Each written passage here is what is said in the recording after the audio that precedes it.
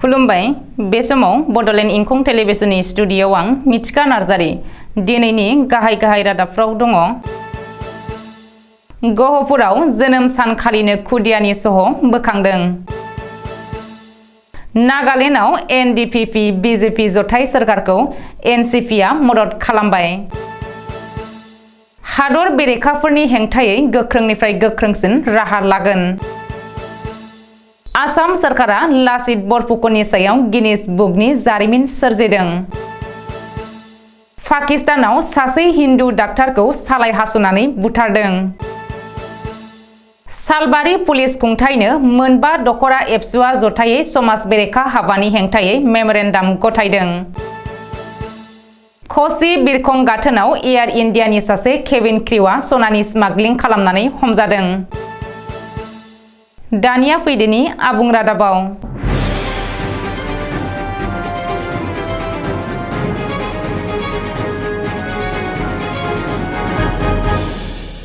दिनै फुङावनो मोनसे सोमोनांथाव जाथायनि साखि जानानै थाबाय गहपुरा। जोनोम सानखालिनो बार्थडे बयनि गोथै सह बोखांनो हादों गहपुराव। गहपुरनि ककिला फोथाराव बोखांनो हादों 1 बोसोर बैसोनि उन्दै खुदियानि गोथै सह। दिनै फुङाव फोथाराव मोसौ खानो थांनाय समावनो गामिनि रायजोफोरा खुदियानि सहखौ नुसनहैयो। फोथाराव खुदियानि गोथै सह नुहैनायनि उनावनो रायजोफोरा पुलिसनो खौरां हरो। बेनि बागै गहपुर पुलिसआ फोरमायथिनाय बायदिब्ला सरासनस्रा नायबिजिरनायाव खुदियाखौ सेङालिबारि गामिनि सचिन बरदलैनि फिसाज्ला परागज्योति बरदलै होननानै सिनायथिनो हादों। मिथिनो हानाय बायदिब्ला दिनै खुदियानि आबुं 1 बोसोर सानमोन। आबुं 1 बोसोर जोनोम सान फालिनो थाखाय नखराव गोख्रों लाहार फाहार खालामनायबो जादोंमोन। बबेखानि खुदियानि 1 बोसोर जोनोम सान फालिनायनि थाखाय बिफाया मैया मोनाबिलि 6 रिंगायाव फिसाज्लाखौ लानानै बाजार खालामनो ओंखारलांदोंमोन आरो बै समनिफ्रायनो बिफा फिसा सानैबो गोमानानै दंमोन। नाथाय जोबोद सोमोनांथावै दिनै खुदियानि गोथै सहखौ बोखांनो हायो। ओरैहाय परागज्योति बरदलैनि बिफा सचिन बरदलैया दासिमबो गोमानानै दं आरो बे खौरांखौ सुजुनाय समहालागै बिनि बागै जेबो गुमुर मोनाखै।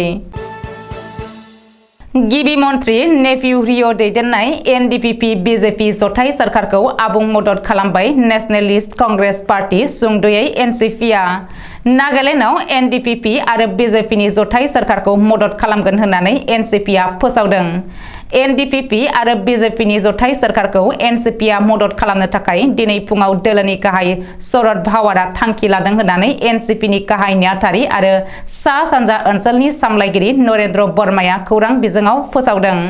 मख'नो गोनांदि नागालेण्ड रायजोनि सार्थआव गिबि मन्त्रि रिय' दैदेननाय जथाय सोरखारखौ एनसिपिआ मदद खालामनाय बाथ्राखौ दोलोनि गाहाय शरद पावारआ फोसावदों।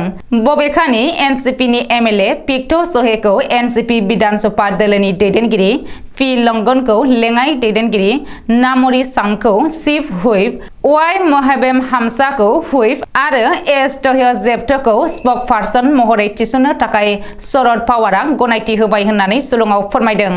मख'नो गोनांदि बावैसो बारग'लांनाय नागालेण्ड बिधान सभा बिसायख'थियाव एनसिपिआ गासै मोन 12 मासियाव बादायनानै मोन 7 मासि देरहानो हादों आरो हेंथा दोलोफोरनि गेजेराव साबसिन दिन्थिफुंनानै बांसिन मासि मोननो हादोंमोन। आसामाव सासे पाकिस्तानी एजेन्टजों लोगोसे आसामनि गोबांसार लाइमोनफोरखौ हमनो हानायखौ लानानै सांग्रां जादों गिबि मन्त्रि डक्टर हिमन्त बिश्व शर्माया। आसामाव हादरनि बेरेखा हाबायाव लोब्बा थानाय सुबुंफोरनि हेंथायै गोख्रोंनिफ्राय गोख्रोंसिन राहा लानाय जागोन होननानै गिबि मन्त्रि डक्टर हिमन्त बिश्व शर्माया दिनै खौरांगिरिनि सिगाङाव बुंथिदों।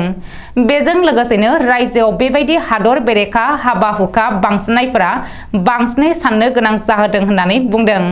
बबेखानि आसाम पुलिसआ एनआइएजों लोगोसे रायजोआव हादर बेरेखाफोरनि हेंथायै गोख्रों अपारेशन खालामगोन होननानैबो गिबि मन्थ्रिया रोखायै बुंदों।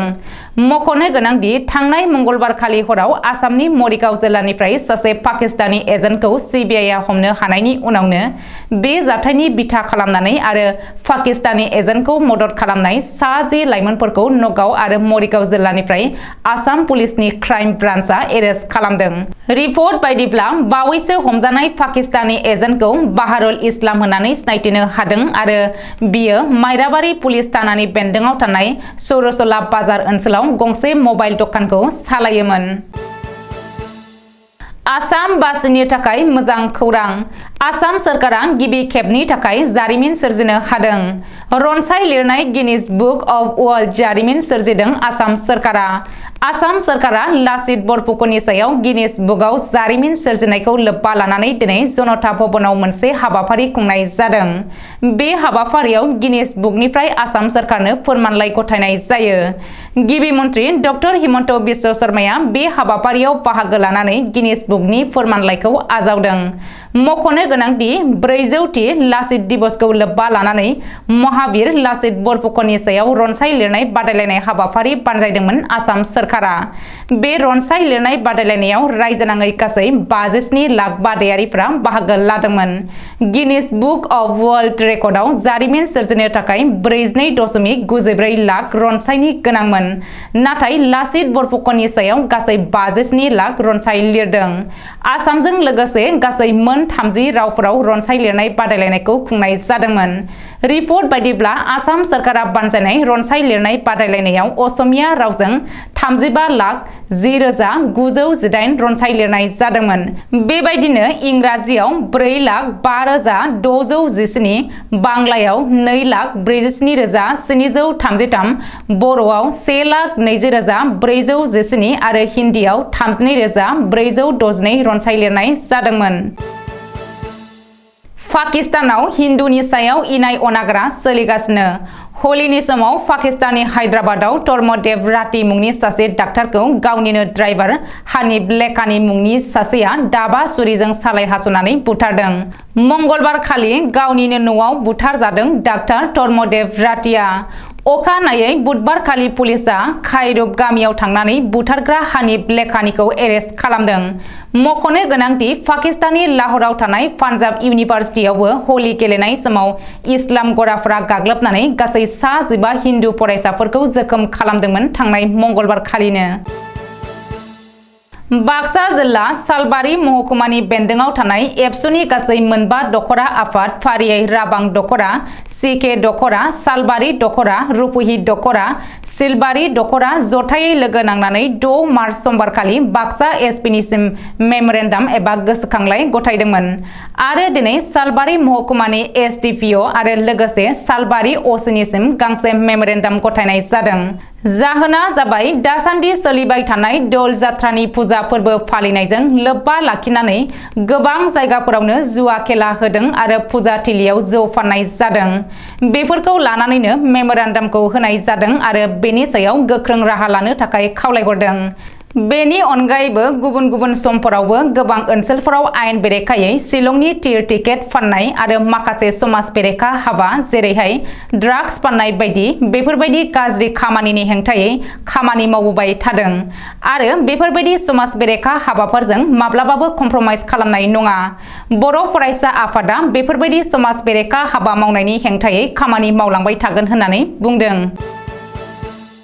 खोला भारतनि केरेलायाव क'चि हादरनाङारि बिरखं गाथोननिफ्राय इन्डियान कास्टमा एयार इन्डियानि सासे केबिन क्रिउखौ सना स्मागलिं खालामनायनि दायाव एरेस्ट खालामदों आरबनि बेहेरिन बिरखं गाथोननिफ्राय फैनाय एयार इन्डियानि बयिं 347 नि केबिन क्रिउ सफिखौ कास्टमा सिग्रोमनानै गासै 1487 ग्राम सना जब्द खालामनो हादों बेजों लोगोसेनो कास्टमा सनाजों लोगोसे केबिन क्रिउ सफिखौ एरेस्ट खालामो कास्टमनि सुलुङाव फोरमायथिनाय बायदिब्ला कास्टमा सिगाङावनो बे सुलुंखौ मिथिग्रोदोंमोन आरो सफि मुंनि केबिन क्रिउआ सिगांनिफ्रायनो बेबायदिनो सनानि स्मागलिं खालामबोबाय थादोंमोन दिनैनि रादाबा एसेनोसै गोजोन्थों